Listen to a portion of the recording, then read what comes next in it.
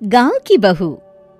क्या सावित्री, मैंने सुना है कि मालती की बहू ने अपने सास ससुर को घर से निकाल दिया है। अब क्या कहूँ, आजकल की बहुओं का कोई भरोसा नहीं है, कब क्या कर दें। मालती की बहू को देखकर कौन कह सकता था कि वो ऐसी निकलेगी। तू सही कहती है, आजकल की बहुओं को देख मुझे तो बड़ा डर लगता है। कहीं मेरी बहू भी ऐसी निकल गई तो।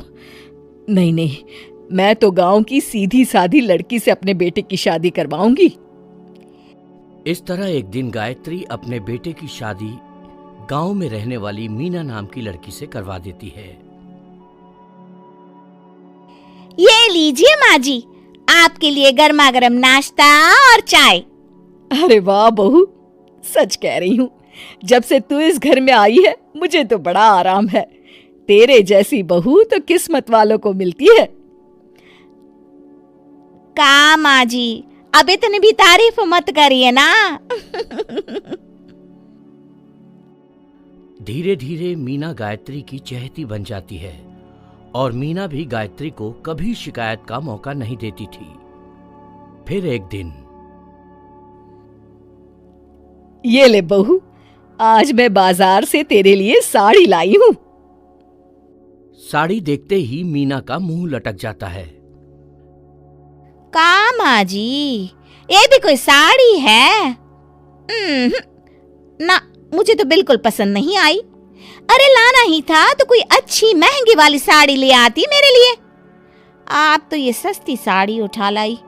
मुझे नहीं ना चाहिए आपकी ये साड़ी, आप ही पहनिए इसे। अरे ये क्या बहू, तू तो आजकल कुछ ज्यादा ही नखरे दिखा रही है। मैं इतने प्यार से तेरे लिए साड़ी लेकर आई हूँ और तू है कि उल्टा मुझे ही दो बातें सुना रही है। अरे माँ जी, आप अपने लिए तो बड़ी डिजाइनदार और महंगी महंगी साड़ियां खरीदती हैं और मेरे लिए ये सस्ती साड़ी ले आई। आप समझती हैं कि मैं गांव से आई हूँ इसलिए मुझे कुछ नहीं पता। हाँ, अरे कुछ नहीं, तुझे शहर की हवा लग गई है बहू। इस तरह दोनों सास बहू में रोज किसी न किसी बात पर लड़ाइयां शुरू हो जाती थीं। एक दिन गायत्री अपने कुछ सहेलियों को अपने घर चाय पर बुलाती है। अरे बहू, मेरी सहेलियों के लिए बढ़िया चाय नाश्ता तो बना दे। अरे माँ जी, अभी ना मेरे पास बिल्कुल भी समय नहीं है, मुझे ब्यूटी पार्लर जाना है। चाय नाश्ता आप ही बना लीजिए। हाँ, तू कब से ब्यूटी पार्लर जाने लगी है? शहर आए 2 दिन नहीं हुए और देखो महारानी के नखरे शुरू हो गए। बस भी करिए माँ जी, आपसे बहस करने के लिए मेरे पास ना बिल्कुल टाइम नहीं है। आपका क्या है, आप समझती हैं कि मैं गांव से आई हूं तो मुझे कुछ नहीं आता और आप जो रोज रोज मुझसे मेहमान नवाजी करवाती रहती हैं नौकरानी की तरह। मीना के कमरे में जाते ही, अरे ये क्या गायत्री, तू तो अपनी बहू की बड़ी तारीफ कर रही थी, लेकिन ये तो तुझे कुछ समझती ही नहीं। भाई मुझे तो लग रहा था कि तेरी बहू गांव की है तो सीधी सादी होगी, लेकिन इसने तो शहरी बहुओं को भी मात कर दिया। हाँ। अपनी सहेलियों के सामने अपनी बेइज्जती होते देख गायत्री आग बबूला हो जाती है। अरे क्या शहर और क्या गांव, मेरी तो किस्मत ही फूटी थी जो मैं इसे बहू बना के ले आई। भगवान जाने आगे और क्या क्या करेगी। अब तो मुझे कुछ ठीक नहीं लगता, तू जरा संभल के रहना, कहीं मालती की तरह तेरा भी हाल बेहाल ना हो जाए। अच्छा, अब हम चलते हैं।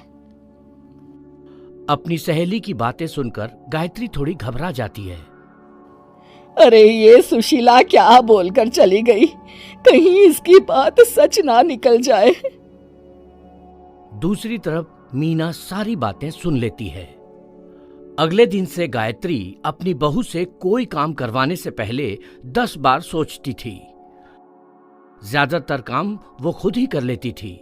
अचानक अपनी सास में आए इस बदलाव को देख मीना, लाइए ना माँ जी, मैं कर देती हूँ ना काम। एक बात पूछूं माँ जी, आजकल ना आप बड़ी चुप चुप सी रहती हैं और अब मुझसे झगड़ना तो दूर, मुझसे खुल के बात तक नहीं करती आप। कुछ नहीं बहू, ऐसे ही। मीना अपनी सास की मंशा भांप जाती है और मुस्कुराते हुए कहती है, अरे माँ जी, चिंता मत करिए, मैं आपको घर से नहीं ना निकालने वाली। ये डर आप अपने मन से निकाल दीजिए। अरे छोटे मोटे झगड़े तो हर घर में होते रहते हैं, चाहे कुछ भी हो जाए, आप मेरी सासू माँ हो। मैं तो जिंदगी भर आपकी सेवा करूंगी माँ जी। अपनी बहू की बातें सुन गायत्री को एक प्रकार का संतोष होता है और उसकी सारी चिंताएं दूर हो जाती है। गायत्री अपनी बहू को गले लगा लेती है। मुझे माफ कर दे बहू, मैं तुझे गलत समझ बैठी थी। कोई बात नहीं माँ जी, ये ना घर घर की कहानी है। हाँ।